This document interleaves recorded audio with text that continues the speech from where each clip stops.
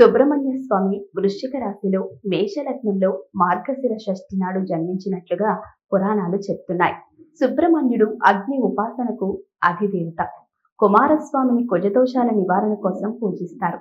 ప్రాతకాలంలో మంగళవారం రోజున ఎరుపు రంగులో ఉండే పువ్వులు, పండ్లు, వస్త్రం, అక్షితలు, దారంతో పూజించి 21 సార్లు స్వామిని స్మరించడం వలన దోషాలు తొలగిపోతాయని, బెల్లం, మందారంతో కలిపి సుబ్రహ్మణ్యుడిని పూజించాలని చెప్తారు.